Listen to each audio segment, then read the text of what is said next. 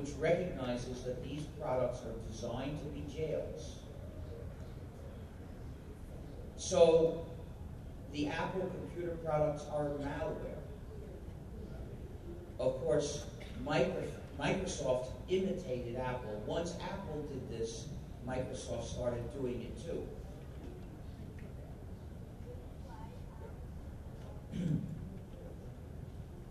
So the Apple computer products are malware, and so is Flash Player.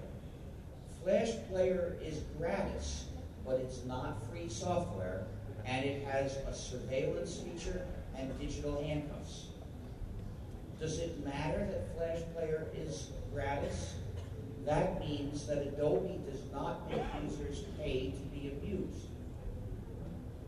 That I don't think makes it okay. If you made the mistake of installing Flash Player because it was gratis, delete it as soon as you can. Another example is the PlayStation 3,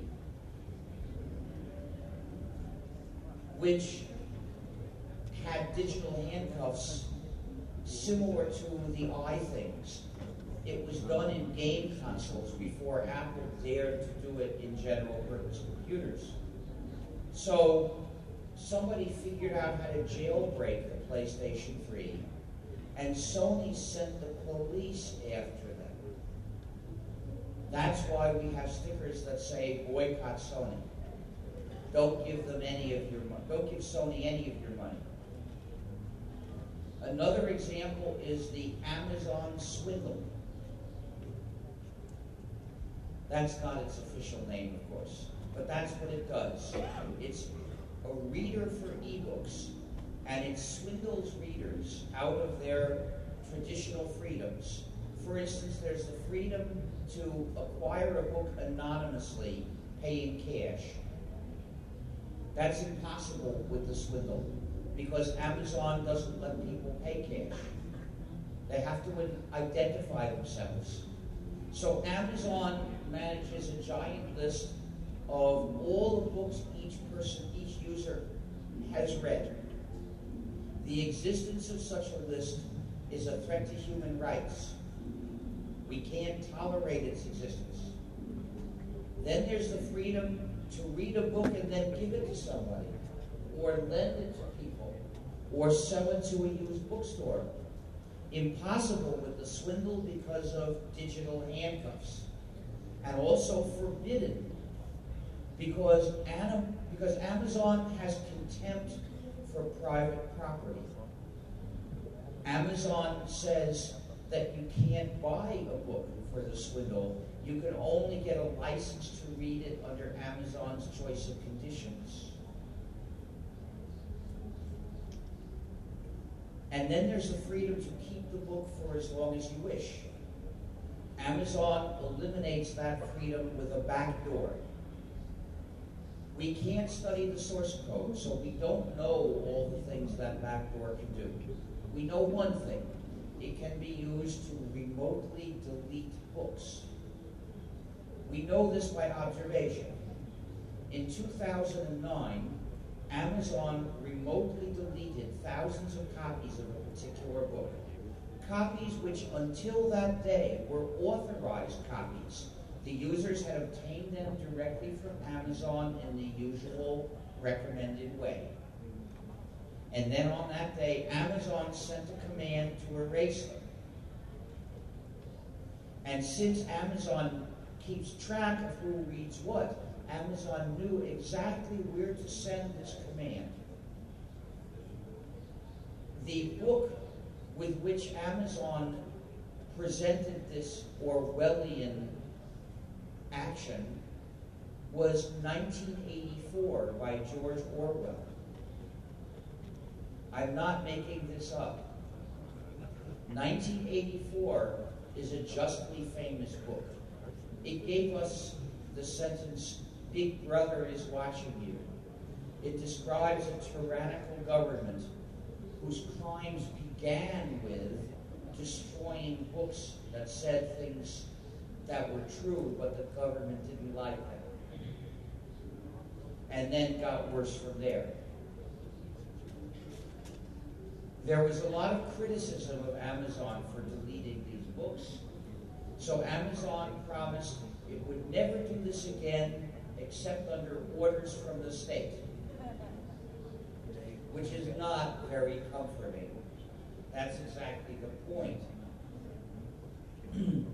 So all of you should read 1984, but not on the swindle.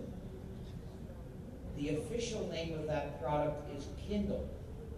Kindle means to start a fire, which I think is a hint that this product is meant to burn our books. But it will never burn mine. I will never use ebooks unless they give me as a reader the same freedoms that printed books give me. Anything less is unacceptable. My final example of proprietary software with malicious features is found in nearly all portable phones. They have a surveillance feature. They send your GPS location on remote command, and they have a universal backdoor. Software can be changed remotely. In fact, portable phones have been remotely converted into listening devices. So that is that they transmit all the conversation that they pick up. And you don't have to talk right into the phone. They can hear people talking across the room. You've heard of software that had bugs. This software is a bug.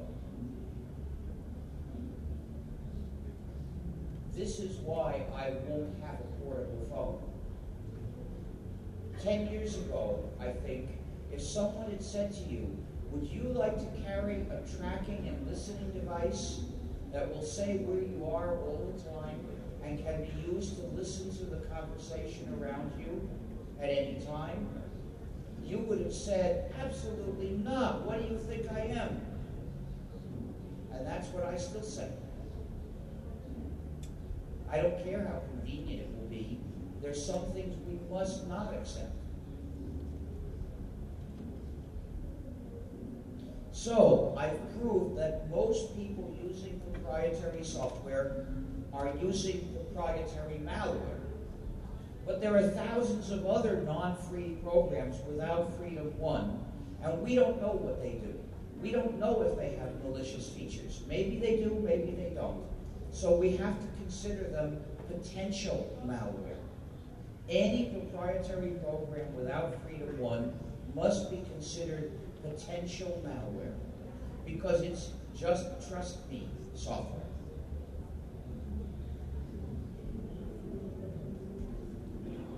But if we consider the ones that don't have malicious features, they have errors because their developers are human and they make mistakes. And the user of a program without Freedom 1 is just as helpless facing an accidental error as facing a deliberate malicious feature. If you use a program without Freedom 1, you are a prisoner of the program. We free software developers are human too. We also make mistakes. So our free programs have bugs too. It's inevitable.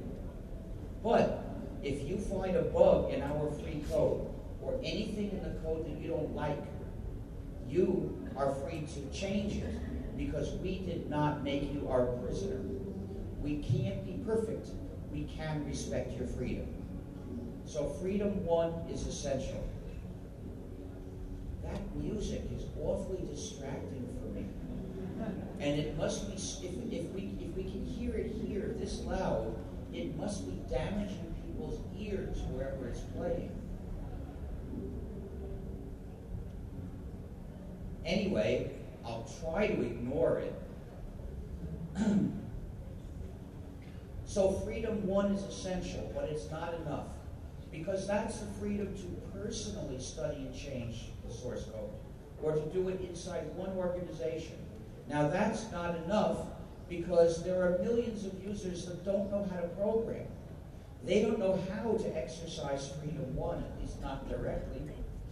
But even for programmers like me, it's not enough because each programmer is busy doing certain jobs and doesn't have time to study and change everything else. In fact, there are so many free programs in the world today that no user could possibly study and master all the source code for the program she uses, nor personally write all the changes she wants. That's more work than one human being can do. So the only way we can fully have control of our computing is to do it working together, collaborating. Wow, they're all leaving. What did I say?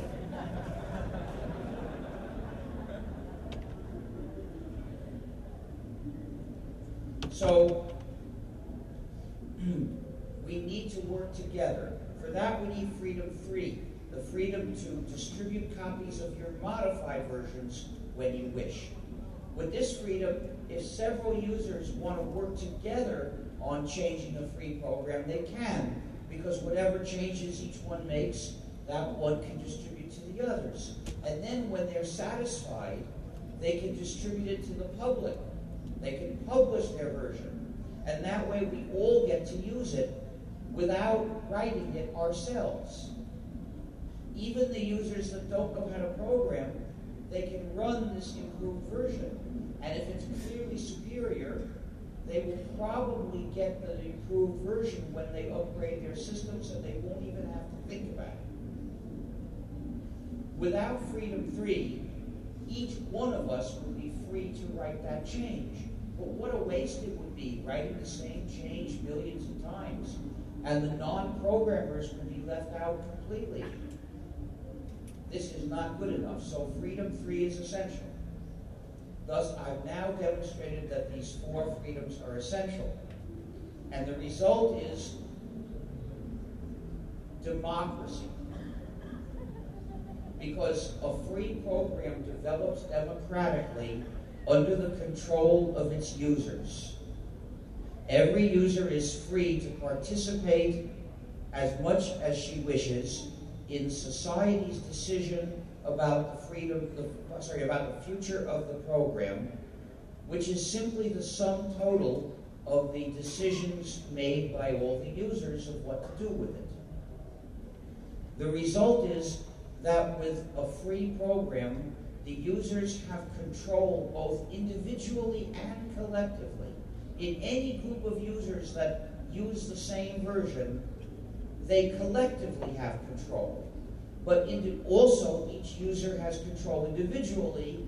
If you want to change the program or pay somebody else to change it for you if you don't know how, or convince your cousin, the programmer, to change it for you, then you get individual control as well.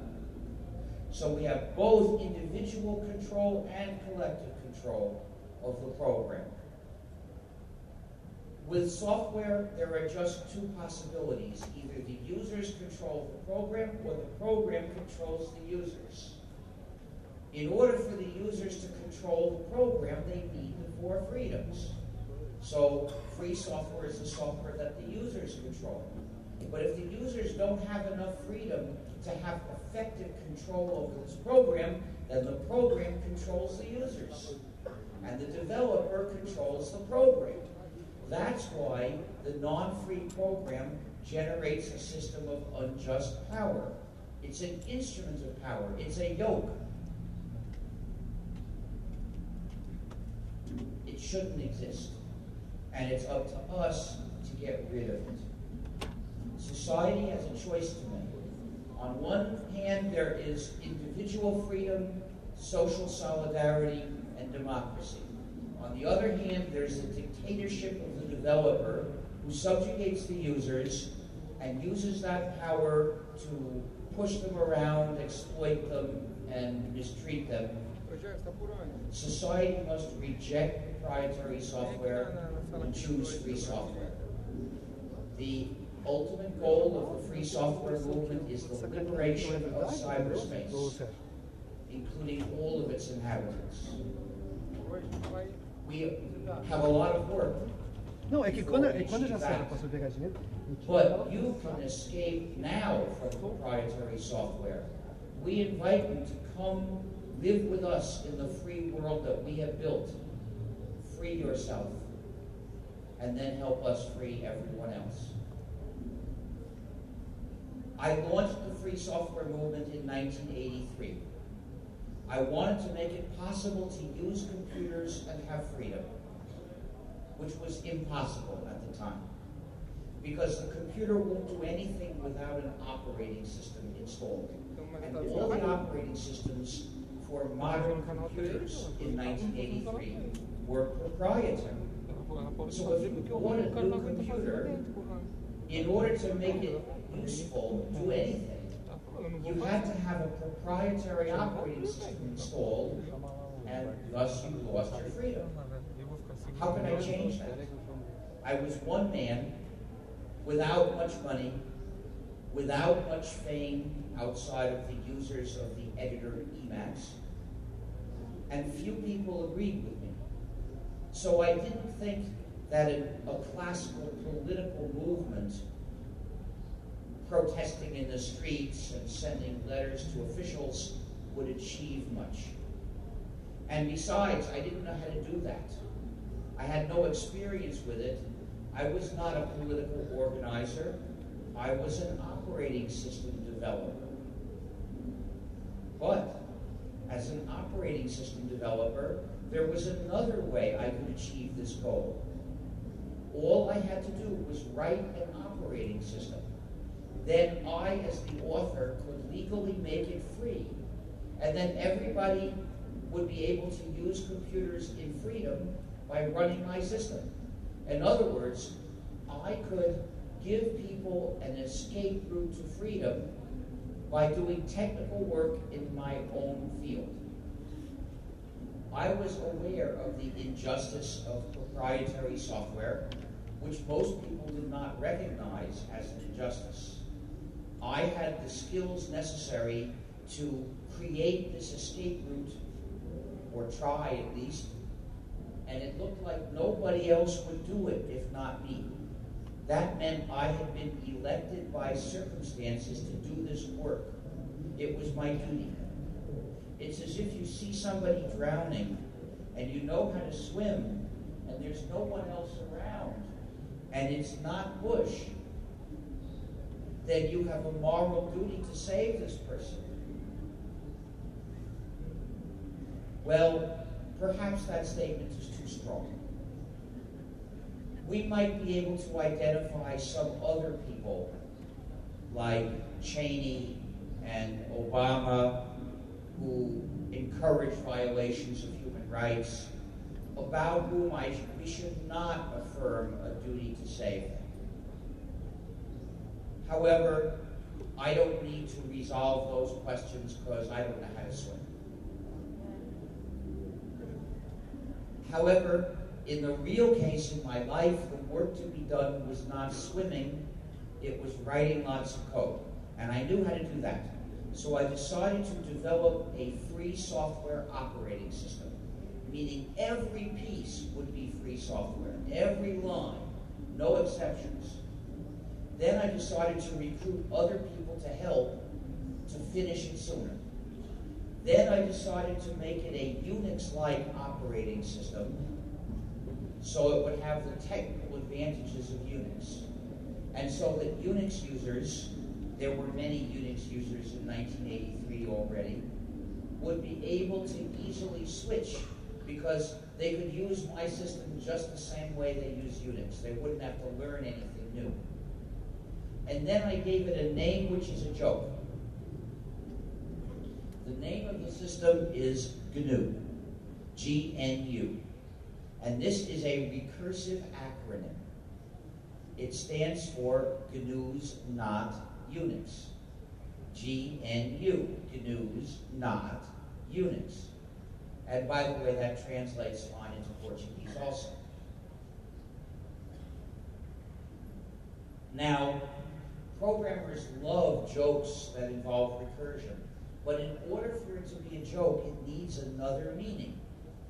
Why GNU and not ANU, SNU, UNU? Because those are not words. GNU is a word. It has another meaning. It's the name of this animal that lives in Africa. So, once I make another meaning for it, it's a joke. But it's even better. You see, GNU is the most humor-charged word in the English language, used in countless wordplays, because according to the dictionary, the G is silent and it's pronounced new.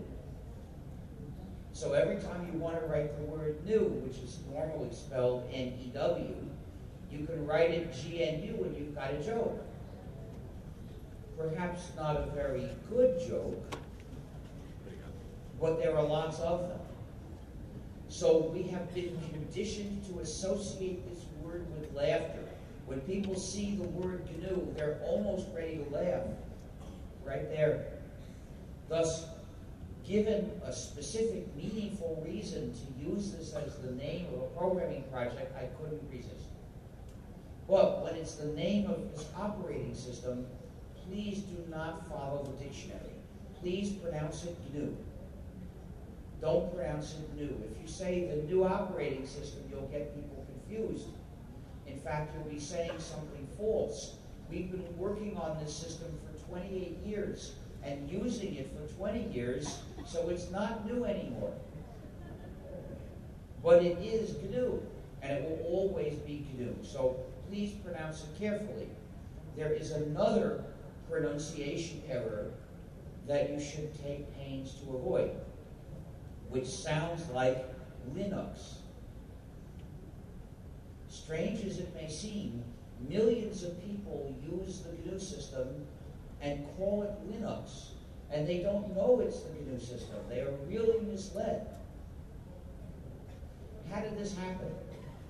In 1992, we had almost all of the GNU system, hundreds of components.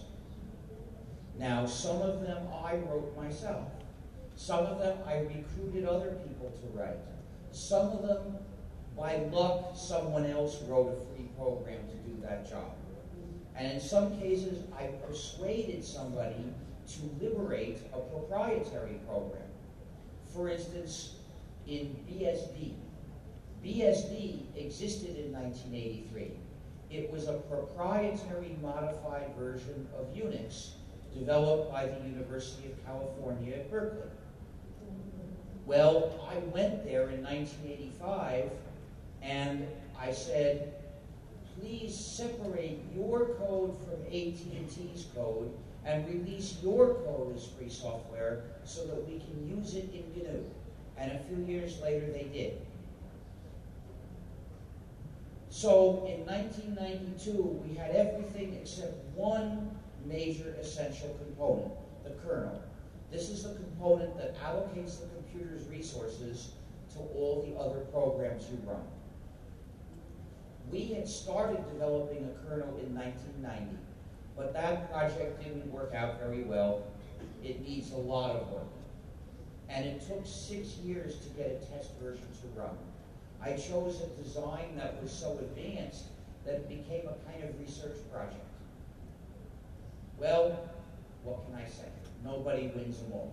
In any case, we didn't have to wait for it, because in 1992, Mr. Torvalds, who had written a proprietary kernel called Linux, liberated it. He released it under the GNU General Public License. And that made it free software. So the combination of Linux plus all the rest of the components that were waiting to be the GNU system was a complete operating system. The first complete operating system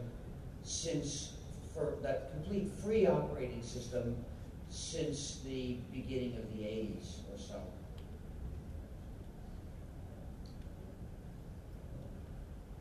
Thus, the liberation of Linux was an important contribution to the free software community. But the people who combined Linux with all the other pieces were so focused on this one component that they perceived all the rest of the system as a small add-on. Somewhat distorted perceptions. And they began talking about this whole combination as if it were Linux. And other people imitated that, and that's why people think that this whole system was developed mainly by Mr. Torvalds starting in 1991, which is not true. And the result is that you'll see lots of discussion of the GNU system, which calls it Linux and gives us, the hundreds of us who worked on GNU before 1992, no credit at all. Well, that's not nice, so please call the system GNU plus Linux. Give us equal mention, that's all we ask. But this is not just a matter of being fair to us. That's not really so important after all. The issue of credit is not the most important ethical issue in life. But there's something much more important at stake in your decision of what name to use for this system. Your freedom is at stake. Indirectly, of course. Directly, the name doesn't change the thing. So, of course, it doesn't directly affect your freedom, but it does indirectly. For instance, if you call roses